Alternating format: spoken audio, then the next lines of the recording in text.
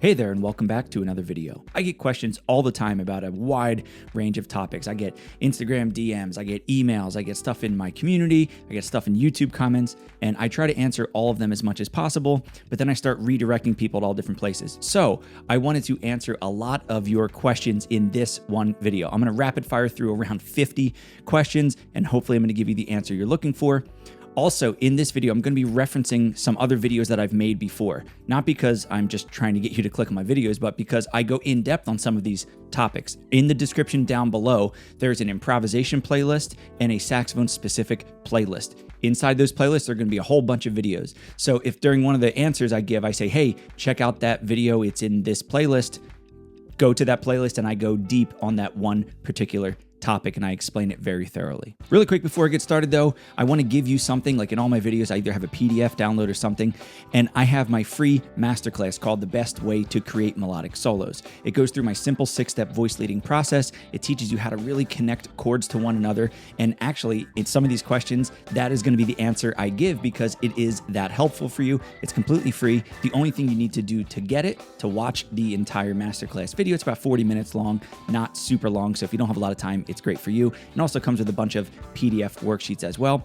All you got to do is go to davepollack.com/free masterclass. I'll also put that link in the pinned comment and the top of the description below. These questions are not in any specific order. It's just the way that I saw them and I wrote them all down. So without any further ado, let's jump into them. All right, this one comes from Josh. Any commonly shared saxophone advice that you don't agree with? If you know anything about me, you know I have a lot of takes on certain things, but I think one of them that rubs people the wrong way sometimes is that you don't need long tones to get a good sound on saxophone. What? Oh my God. I know. There's videos on it. Once again, go to the saxophone playlist down below, but there are a lot of different ways you can practice to get a better sound on the saxophone. You don't have to do long tones. And if you do long tones, that's fine, but make sure you're doing them effectively and you're actively working on something. You're not just playing a note for a long time like a lot of people teach. Nick says, I'm not the biggest fan of combo jazz. Is this a valid opinion? Yeah, why wouldn't it be? It's an opinion. By that definition means it's just how you feel about it. Sure, you don't have to like combo jazz or even jazz in general. This one comes from Akshatram, and I apologize if I didn't say that correctly. How did you ask for gigs when you were in high school? Well, I think nowadays it's even easier than ever to ask for gigs because people love live music, especially with the pandemic and everything.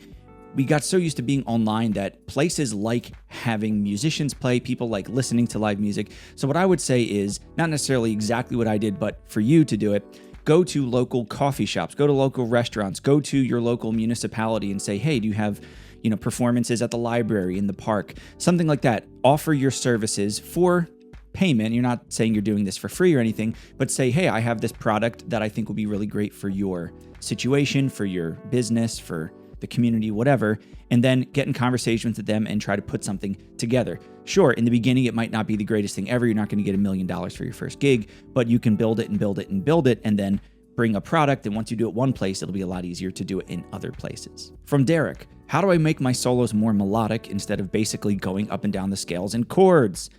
This literally is why I created my free masterclass called The Best Way to Create Melodic Solos, because so many people play vertically. They see G7, they play over G7. They play D minor, they play over D minor. They see F.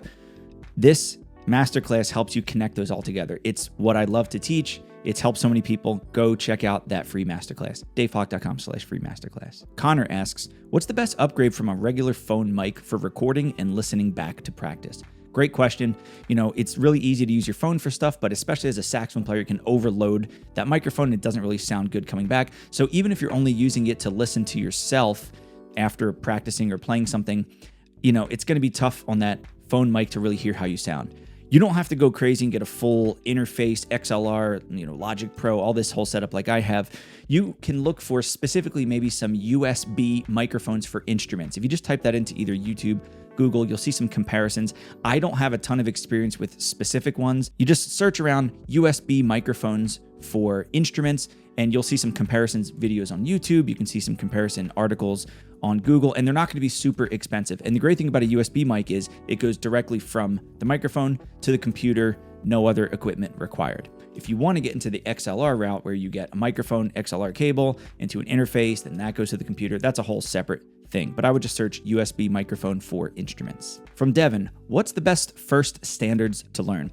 Really, really good question. There's so many great jazz standards out there, and learning standards and just building up your repertoire is one of the best ways to get better as a musician and an improviser. The best first ones I would say to learn are starting with the blues. So I would start with even something like C-jam blues. Even though the melody is only 2 notes, it gets you used to hearing that 12-bar form. Then you can go on to things like Blue Monk, you can do Tenor Madness, things like that.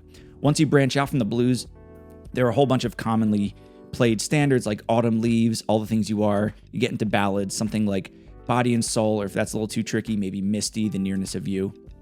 And then you can look for some other types of standards. You do things like There'll Never Be Another You, My Shining Hour, The Girl from Ipanema, Blue Bossa, Recordame, Solar. There's a whole bunch of like standards like that. If you just Google search online, like the top famous, most commonly played or commonly performed standards, you'll see a whole list. And I know it can be overwhelming to see 100, but maybe look at the first 5 or 10 and definitely take into account some of the ones that I said as well. WRY says, I haven't touched my saxophone in 2 months since I graduated high school. Where should I pick back up? I think just getting back into it. There's no specific way to get back into playing if you didn't for a while. Your embouchure is going to be the first thing to go. Your tone's going to be the first thing to go. So just get back playing again. There's no specific one thing you should start with. I would say put a new reed on there, make sure the instrument's in good working order, and just play. Sure, you can work on specific exercises like your scales, this, that, but just play something that's fun for you, because if you didn't play for 2 months, you didn't feel the need to play, or maybe you couldn't play for some reason, just play something that's fun to you. Just get back playing more consistently, and I think you'll be set. 2 months really isn't that long of a time. I know you're younger if you just graduated high school, but in the grand scheme of things, 2 months really isn't that long. So just get back playing with anything that excites you to play or anything you need to practice for, and I think you'll be good to go. Camden asks, do you have any good methods for phrasing and varying phrase length and utilizing space? Yes, I do. I did a video on this. It's called the shape transcription. At least I call it the shape transcription. Basically, what you're doing is you're transcribing someone's solo that you like, but all you're doing is drawing out the shape of the solo. So when they leave a lot of space, you literally leave a gap. When they play high notes, you draw up. They play low notes, you draw down. If they play something really fast, you squiggle. And what you end up with is a visual representation of their solo. No, there's no harmony. No, there's no notes. But what it gives you is phrases, phrase lengths, utilizing space. And you could see that, oh, I like their solo. I like their use of space. But how do I do that? Transcribe their solo out, shape transcription, and then try to create your own solo, not using their notes or anything, your own solo using that shape that you wrote down. It's a pretty fun exercise to do where you write it out and then you say, hey, I'm going to play a solo over a blues or over whatever, utilizing that exact shape, and then you can adjust it from there. Nicholas asks, what's a mistake you see in a lot of private lesson teachers for saxophone? Yeah, this is one that really drives me nuts, and it's not specific to saxophone, but I obviously have more experience with other saxophone teachers and hearing from saxophone students that took private lessons. So many teachers teach either the way they were taught or the way they currently learn. What I mean by that is, if a student comes in, they have specific things about their playing, about their learning that they need to be taught in a certain way. So just because you have perfect pitch as the teacher and you were a prodigy growing up doesn't mean you could just teach your student as if they have perfect pitch and they're a prodigy. And you can't just talk over their head and just play at them and say, just do that. Not everybody can learn that way. Frank asks, ever plan on playing in Texas? I don't have any specific plans right now, but I am in talks with some people from the University of North Texas about going there and possibly doing a masterclass and some performances, so be on the lookout for that. Jude asks, how do I stop being a Scoop Johnson? For those who don't know, that's scooping all your notes.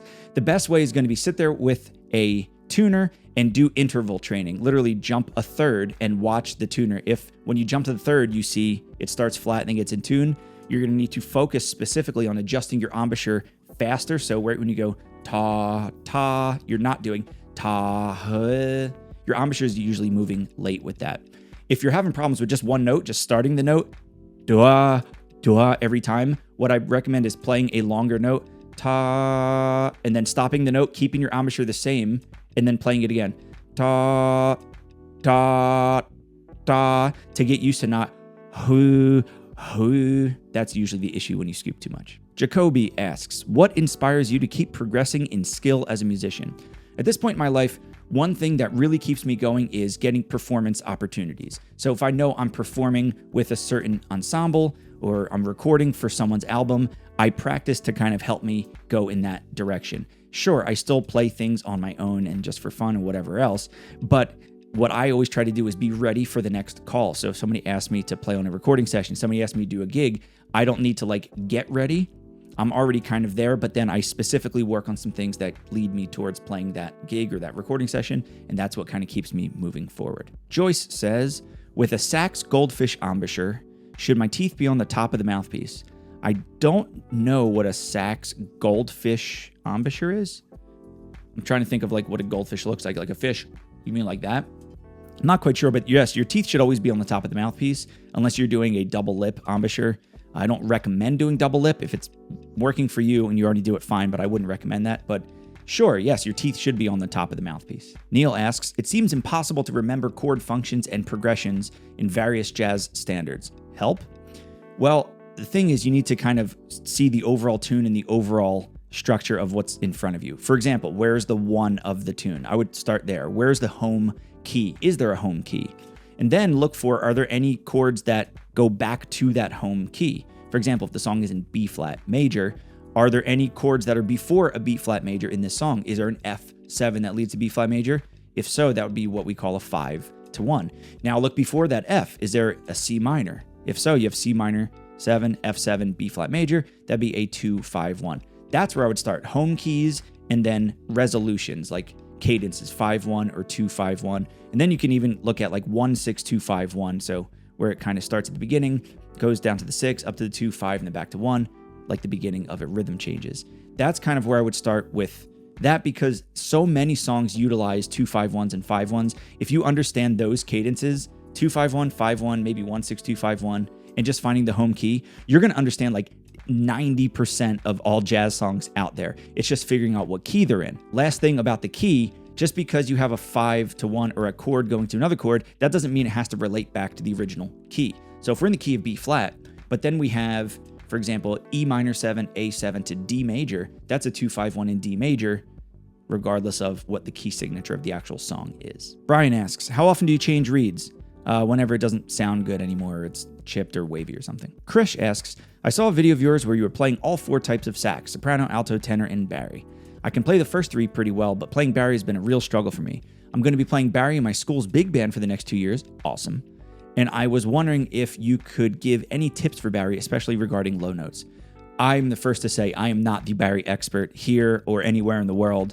I've only played bari on like a handful of gigs, and actually, funny enough, as I record this next Friday, I'm going to be playing bari on, I think, a couple tunes up in New York for a gig, so we'll get some video of that and you can all laugh at me. But, I'm not the bari expert here, but I think the biggest thing is going to be air support and embouchure support and just embouchure in general. You're going to need a much more open embouchure for the lower instruments for tenor and bari versus alto and soprano. So make sure you stay nice and open, keep the tongue low. If you go to low notes on the bari and they jump up an octave, usually it's because your embouchure is too tight. And usually that's because you're coming from soprano or alto or even tenor. Keep a lot of air going too. Use more air than you think you need. I always tell my bari players, you don't have any dynamic markings, play loud, okay? Just keep playing loud, use tons of air, keep that embouchure open, and you'll be set. Make sure the instrument is in good working order. Baris get knocked out of alignment a lot with those long rods and everything. So first, make sure the instrument is cool, so you're not like fighting against a broken instrument. Andrew says, I have a few questions for your next video. How should a regular practice session look like for jazz? What about classical or pop? What's the best way to practice without a horn? When I have a really short practice, what should I always do? Okay, so what I always recommend is breaking up, especially jazz practicing, into 3 parts. We have like warm-ups and technique stuff. We have reading, so song learning, transcription learning, and then improvisation. I like to go in that order because I find it harder to really rein things in and work on technique after improvising. That's kind of like the dessert to me, so I save that for the end. So if you have a short practice session, I say the things to always do are just going to be technique building. And if you're a jazz player, either transcription and or improvisation. So if you have a short amount of time, just focus on maybe 1 or 2 things. And that's the biggest thing of all, I think, is don't try to do too many things in any practice session, no matter how long it is. If you have an hour, maybe break it up into 20 minutes, or 15, 25, 20, or something like that. If you have only 15 minutes to practice, I would do 1 or 2 things. I wouldn't even break it down 5-5-5. I would say if you have 15 minutes, maybe do like all 15 just working on technique stuff, learning some scales, arpeggios, inversions, chords in all 12 keys, with a metronome, with a tuner, getting everything locked in. So as a musician, you're ready to go on whatever instrument it is, whether it's saxophone or otherwise. If you have a longer practice session, sure, you can break things up and do more. But really, I would not do more than about 3 things per practice session. Sure, if you're the kind of person that could focus for 5 hours straight, that's a different thing. But, an hour to 2 hours or less, 3 main topics, I think would be the best thing for you. And then to answer the question, what can you practice without a horn? I think listening is the most important thing. People don't do nearly enough listening, whether they have the time or not. Now, listening could be passive, where you just kind of have it on, you're listening, or active listening, which I recommend. If you're practicing certain songs, obviously listen to quintessential recordings of those songs. So if you're learning All the Things You Are, listen to 20 different versions of All the Things You Are. But also, if you're just learning songs that are in a specific style, like, I have to play some bossa nova music, but I haven't played a lot of bossa novas, maybe just listen to a whole bunch of different quintessential bossa nova songs and bossa nova recordings, just to get those elements of music, the articulation, the phrasing, the dynamics, all that into your head that you can reference, and I call them reference recordings. Paul says, how the hell do you manage to put together all these wonderful videos? Do you have an army of elves working for you? But seriously, thanks for all this good stuff. Thanks, Paul. No, I'm the person who films, writes, edits, records. I do all this stuff for the channel here. I don't have anybody helping me in that regard. So thank you. I'm just excited to bring you guys great content every week. So I appreciate that you dig what I'm doing. Stuart asks, even though I have watched several of your videos and other YouTubers, when analyzing chord changes through particular songs, I always struggle to improvise over a rapidly changing succession of chords. Is there a formula you can suggest for quickly identifying a suitable scale or scales which will work over a whole sequence of chords to make life easier, especially if it's a new tune just thrust in front of you with no time in advance to scrutinize it? Yeah, great question. This happens a lot, like you said, especially if you're on a gig and you have to sight read something, or you're at rehearsal for the first time and it's like, hey, solo over this tune. You don't have the time to sit there and maybe go through my whole 6-step voice leading thing, and you're working on enclosures. First thing, just like I talked about before, someone said they had problems learning functions and harmony and stuff, find the home key. A lot of songs you can use the key of the one almost throughout. For example, a blues, if you have a blues in A flat concert, you can literally use A flat blues scale throughout the entire thing. You don't have to switch chords at all. Is that the best way to play through it? Well, maybe, maybe not, but you can do it. If you have a song like Cherokee, though, you're going to have to find the main key, which is usually concert B flat. But then that song is basically all either 1 chords, like major chords, or 2 5-1s. So in that song, I would identify chord phrases, cadences like the 2-5-1. If you have a 2-5-1, which is a minor 7 chord, a dominant 7 chord, and then a resolution 1 chord, and it's minor 7 up a 4th, dominant 7 up a 4th, then some type of major usually, you can use the key of the 1 major all the way throughout. So if you have D minor 7, G7, C major, through all 3 chords, you can just play C major. Also, if it's minor, if you have D minor 7 flat 5, also called D half diminished 7, then you have G7 flat 9 and then C minor something. That's a minor 2-5-1 in C minor. And all the way through all 3 chords, you can play the 1 harmonic minor. So you can play C harmonic minor over the D and the G chords and the C chord as well. That's where I would start. Find your home keys, find your 1s, and then look for 5-1s and 2-5-1s and just play in the key of that 1. Jagger asks, how do you become good at playing doubles, or what do you recommend to do other than paying for private teachers? Yeah, I mean, getting private teachers on these instruments is always going to be the best thing because they can help you specifically out with what you're doing, embouchure-wise, posture-wise, especially if it's not a normal instrument for you. When you say doubles, I assume, you're a saxophone player and you're talking about playing clarinet and flute, but I guess this applies to really any doubles. One thing I always recommend people do in the beginning, especially of learning doubles, is just focus on the one instrument in a practice session. So if you're a saxophone player and you're practicing playing flute and clarinet, don't in the beginning try to play all 3 in one session. Just say, for this session, I am a flute player, and go through a flute practice session. Okay, your warm-ups, your tone stuff, technique stuff, reading, improvising, whatever you're doing, do it all on the flute. And then another session may be clarinet, then your other session saxophone. Once you get to a competent level on those instruments, then I think it is very important to include all of them in the same session. I remember I had to play clarinet and flute for, I don't know if it was like shows or big bands, but it was a stretch a bunch of years ago where I had to play clarinet and flute a lot along with saxophone. So what I did was, in a practice session, I literally put a timer. Every 5 minutes I would switch instruments. 5 minutes of saxophone, 5 minutes of flute, 5 minutes of clarinet, 5 minutes of saxophone, 5 minutes of flute, 5 minutes and just because I wanted to switch as quickly as possible to be able to play saxophone for a while and then pick up flute and not have to get used to it, or pick up the clarinet and have the embouchure set instantly. This only happens though once you've focused on each instrument individually first. Pete asks, what's the best way to develop one's own natural vibrato? I don't really know what a natural vibrato is on the saxophone anyway, or really any wind instruments. Kind of the vibrato, like the speed of the vibrato and width, depends on the style of music I'm playing and the situation. I do have a video on vibrato if you want to check out in the saxophone playlist in the description below, but I talk about how to practice it with your embouchure moving lower and talking about the speed, using a metronome to actually work on specific speeds, and then you can kind of pick what you like from there. This is from Anthony. Can you please demonstrate how to do a split tone on alto sax? Sure. Alan has 4 questions. The first, what are the downsides of learning how to play this way with backing tracks, ear training, no coach? Well, I mean, it's a great way to learn. Just use your ear, try to play through some tunes. The downside is going to be if you're not sure what's going on and you don't have anybody to kind of correct you, that's going to be kind of tricky. So if you can just record yourself and put it out there for some people to listen to, either a teacher or just friends, or someone can give you maybe some hints, I think that'll help you out. Second question, approximately how long should a reed last using the above method before I toss and get a new one? Like I said earlier, I just use reeds until they don't sound good anymore. So that could be they chipped, they just get old and wavy and whatever. I don't know. I just get rid of it, put a new reed on, and I'm good to go. Third question, related to this, what are the sonic characteristics I should be looking for that tell me I need a new reed? It just doesn't sound good anymore. It's not specific stuff. A reed will sound good for a while, and then all of a sudden it'll start feeling, and just playing worse. A lot of times when they get thin, the sound gets a little thinner, and it starts to close up a bit. That's when you know, time to toss it in the trash. Final question from Alan. How can I tell when my 5C mouthpiece might need to be replaced or upgraded? I've noticed on occasion that some reed mouthpiece combos shut down if I blow hard enough. It just stops making noise. Does this mean I might be ready for a larger tip opening, or I need a harder reed, or I just need to back off a bit? I don't think that you should back off, because I think you should be able to play really as loud as you want without it completely closing. So I would say reeds are cheaper than mouthpieces, so I would go with the reeds first. Maybe leave the 5C mouthpiece alone and just get a half size harder reed. So if you're using 2.5, go up to 3. If you're using 3, go to 3.5. If that doesn't feel right or something still feels wrong, if you want to go to a bigger mouthpiece, sure. I mean, I played a 5 forever.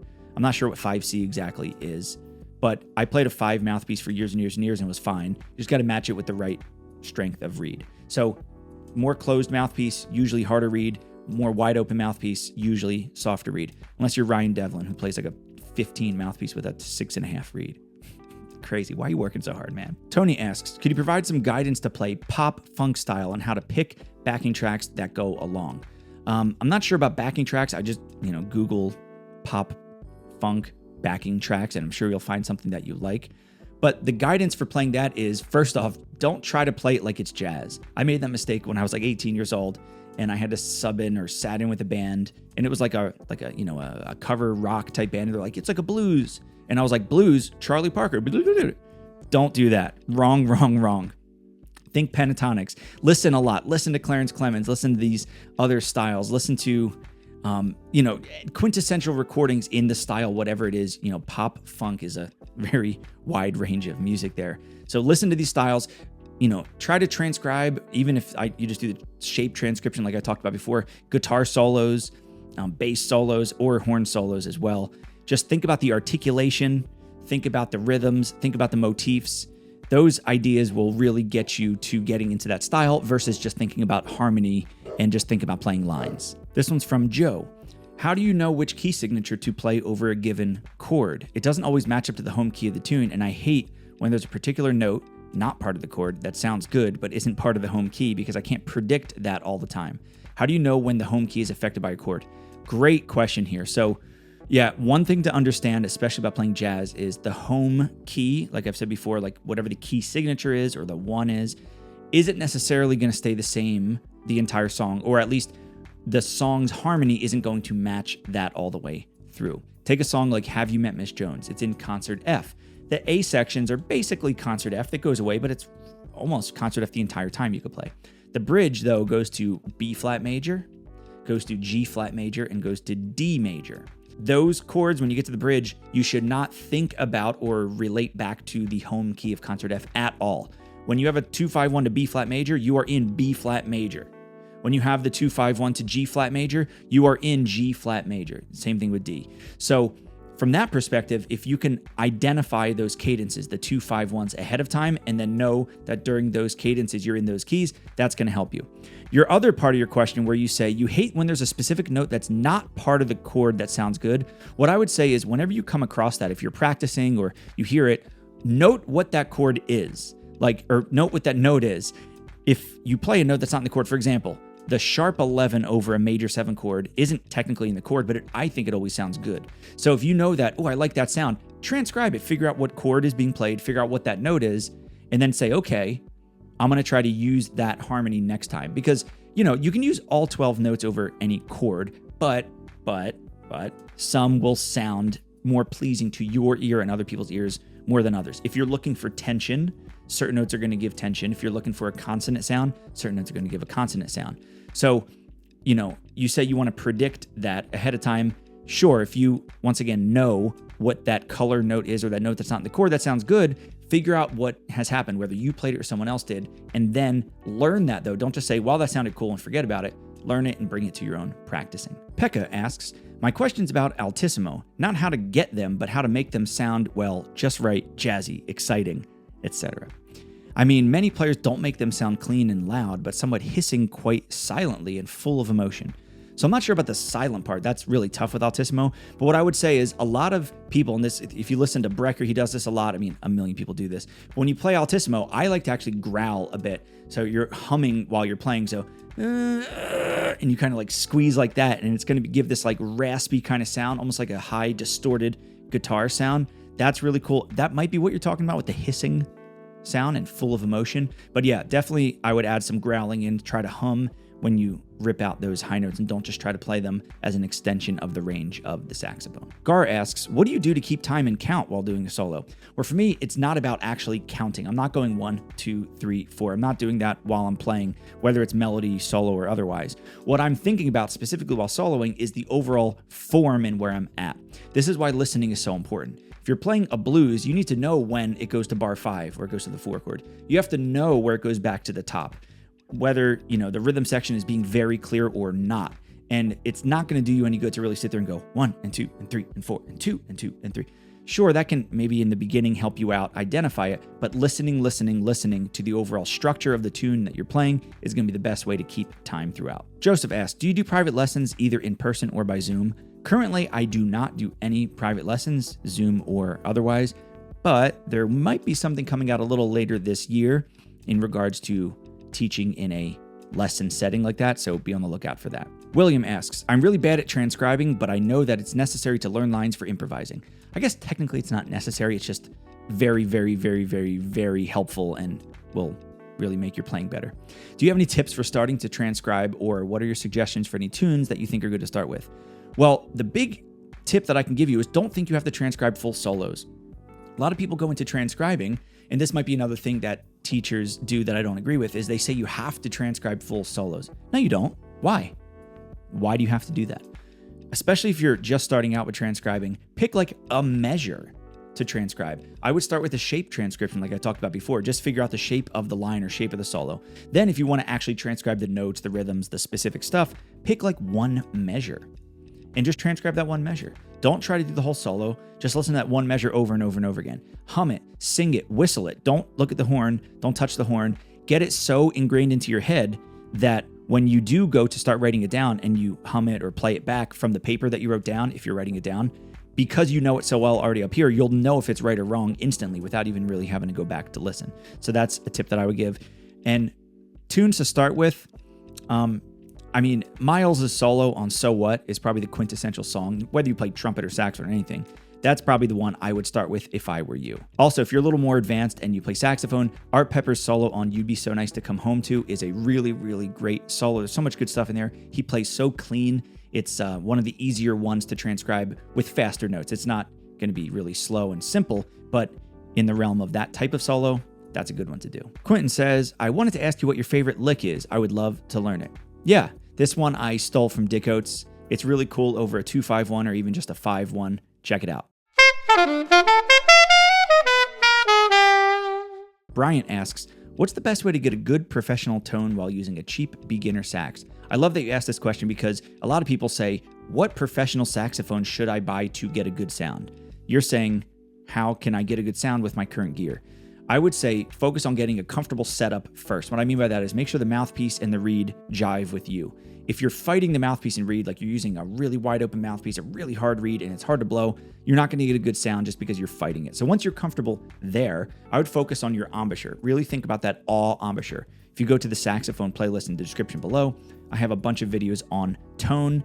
I would look at them and work on those exercises. That will help you really center your tone, get a nice quality of sound, no matter what gear you're playing. Rich asks, how can I improve knowing where I am while improvising and begin hearing and identifying chords? This all comes down to listening.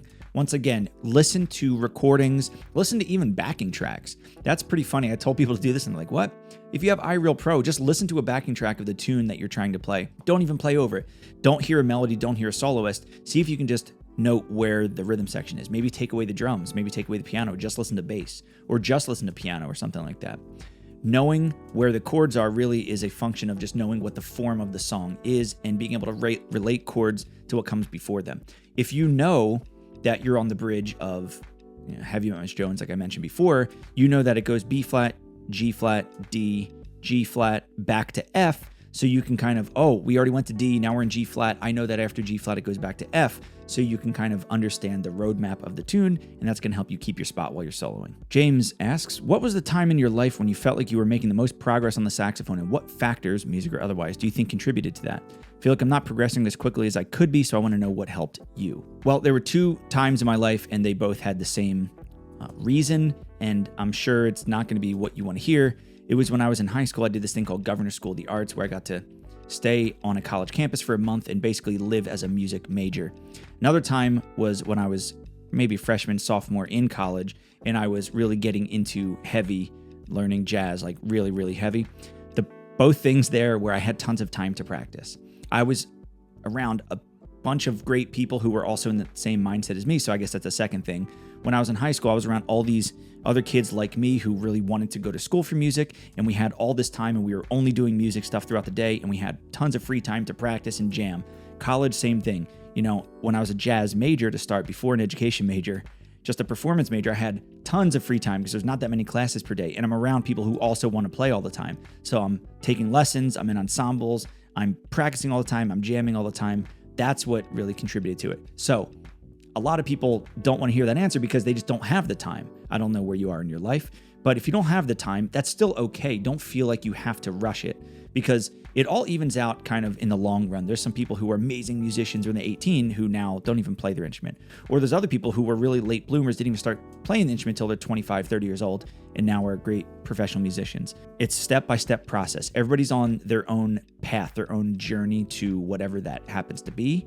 And some people in the beginning get there faster by practicing a lot. Some people spread it out more evenly. I would say maximize your practice time. It's not the overall amount of time, hours or whatever, but just maximize whatever time you do have and understand it's just step by step by step by step by step.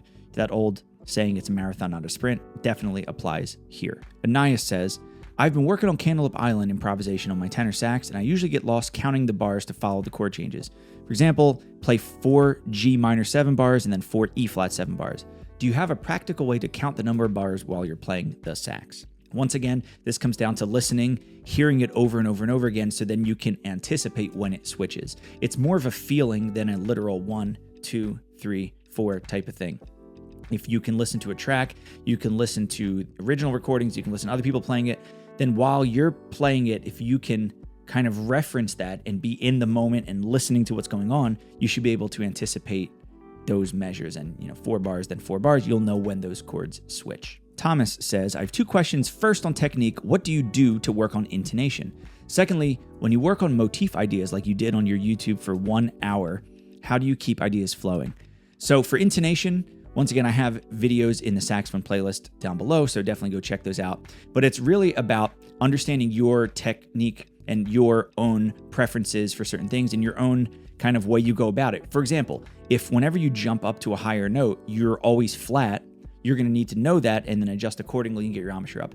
If you overshoot with your embouchure and you're really sharp, that's another thing. Also, make sure you're hearing it properly, because just being in tune or not is kind of not irrelevant, but you have to make sure you can hear when you're in tune or not, or else it doesn't really matter, because you can think you're playing in tune and everything's cool and you might be in tune with yourself and all the notes, but if you're not in tune with the band, that's not really going to work. So understanding what in tune sounds like, understanding what your own kind of default setting is for intonation with different notes, that's going to be really important. To answer the question on motifs, you're referencing that 1 hour video where I literally played one chord for an hour. That I wouldn't look at that for great ideas for motifs. I was just playing a bunch of random stuff. But if you're asking how to just keep ideas flowing in general, it's really about the more you listen, the more input, the more you have to draw from. Okay, if you've only listened to 5 jazz songs in your life, you're not really going to have much reference point going forward. So tons of listening, tons of input here, and then I have a large, banquet to choose from, or a large, cupboard to choose ideas from. Grant asks, about how much time should a high school player be practicing a week? Really depends on your goals. If you're trying to be a professional musician, you want to major in music in school, as much as you can. I'm not going to give you a specific number, because 1 hour of focused practicing is going to be better than 3 or 4 hours of just random practicing or playing, okay? So focused practicing.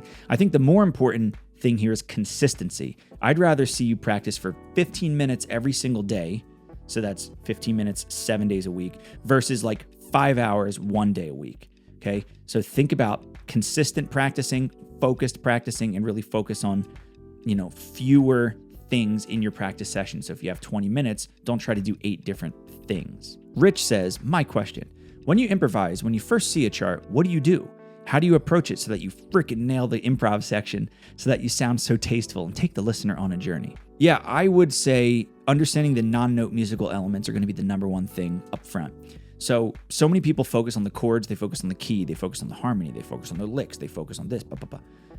If you're playing a medium swing song, think about what elements of music fit that style, what phrasing elements, what articulation, what rhythms, what motifs, what spacing, all that stuff, what would fit? How do you know what would fit? Well, listen to what's going on around you, if there's a band playing with you, but also having those reference recordings in your mind. This whole video, I've answered a bunch of questions already. I have a bunch more to go. So many of them are about listening. Listening is so important. So if you're playing a bossa nova, you need to instantly hear a whole bunch of different bossa novas in your head to fit that style. From there, once you have the style and the overall phrasing, you understand kind of the structure of what you're playing, then it's going to be about, okay, how do I really create this great solo with shapes, with building up to a high point, with using motifs, with interaction, all that stuff.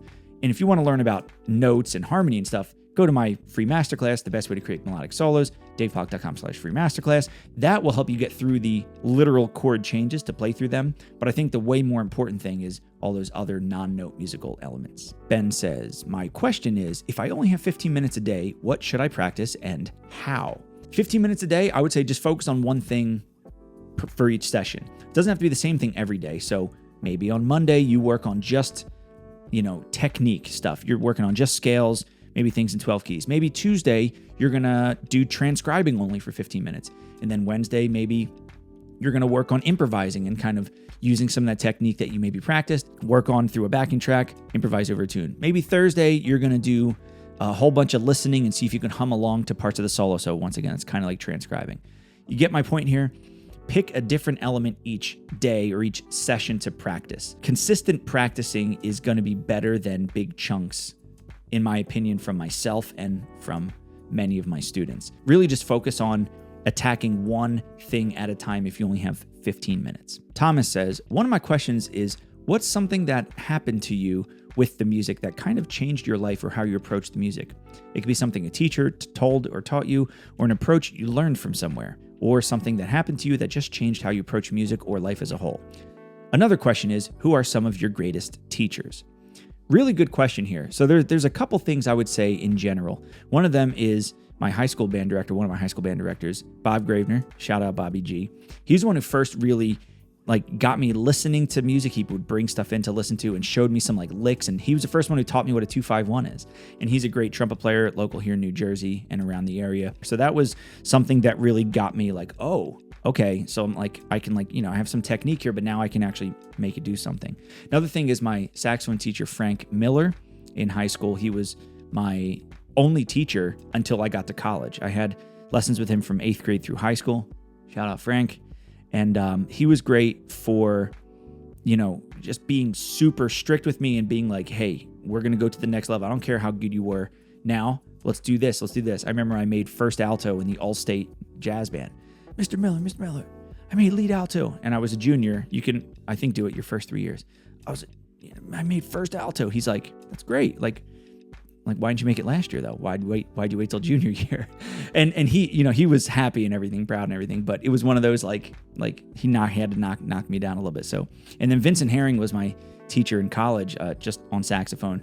And he really got me going with a lot of this stuff, really going deep with topics. So those are like my greatest teachers that I've had, I would say. I mean, I've had others and, throughout the years, but my only private teachers I've ever had were Frank Miller and Vincent Herring. I did have Gary Smullian for 1 year, my first year of college, and then he left. And he was great. He made me learn 5 new tunes a week by ear, melody, and solo, and I had to play them 5 new songs every single week. That was pretty cool. But, moments that maybe changed the course of my life, like I said, learning those 2 5s when I was in high school was really cool. Going to that Governor School of the Arts, like I mentioned before, being around other kids like me, because, when you're in a regular school, there might be a few kids who are as into music as you if you're really into it, but there's only a couple of us that ever went to school for music.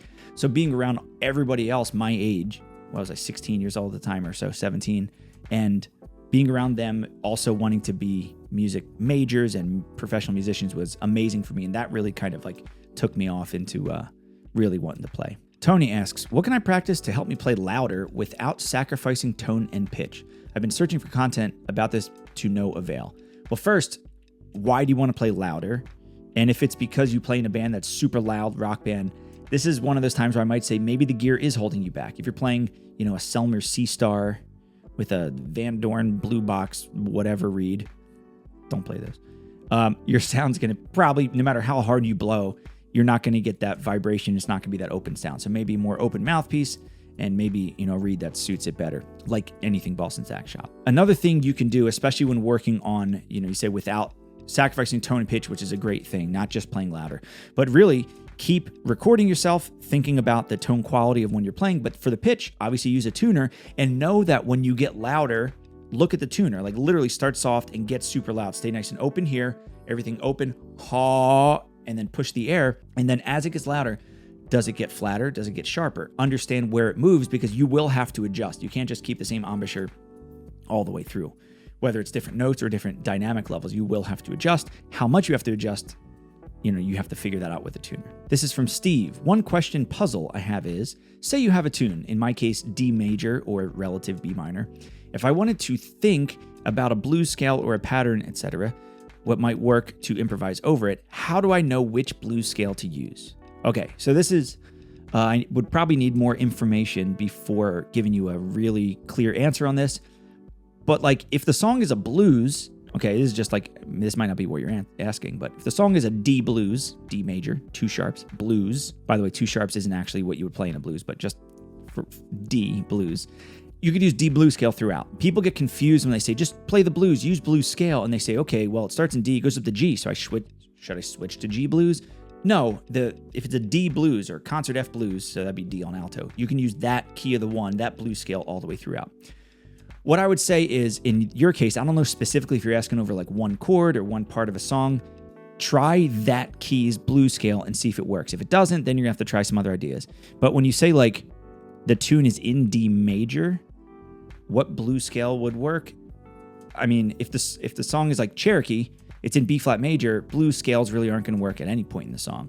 So don't always focus on blues scales. If you're asking about a blues specifically, whatever the key of the 1 is, use that blues the whole time. This is the final question. If you've made it this far in the video, congratulations. Pretty cool. This is from Michael. He asks, are you using Logic Pro?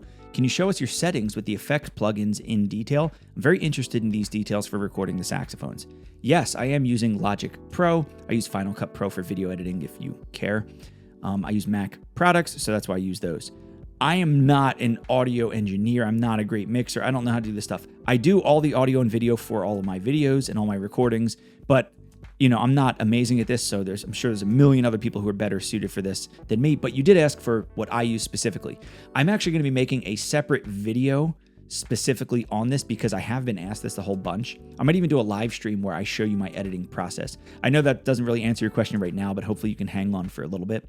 But I guess to give you a really quick answer for right now, I do use slight bit of compressor. I'd use Space Designer on there for reverb, and I can show my settings later. And I do EQ the top end sometimes just a little bit. My room is not treated at all. It's very much not good for recording, so I do have to do some tricks like keeping the microphone closer to the bell, EQing off the high end, pulling it down just slightly because there's so much reverb. Just a rectangle room with hard floors and no sound treatment at all in here. So that's kind of what I do, but I'll get into the specifics of it when I do that video. So I hope that answers your question a little bit. There you go. I hope that if you asked a question here and I answered it, the answer was good enough for you. And if not, well, you got what you paid for because this is a free video after all. I want to thank all of you who did submit questions. Thank you so much. I know that I can't get to every single YouTube comment, every single DM and all this stuff, but I hope that by giving you this platform to ask the questions directly to me, I put it in the video and then you can reference this whenever you want. And also, I hope that some of the other questions that you didn't ask, I hope you were curious about those as well and you got some good answers for them that can help you in your journey. Don't forget to grab the free masterclass called The Best Way to Create Melodic Solos. Go to davepollack.com/free masterclass. That link's also in the pinned comment at the top of the description.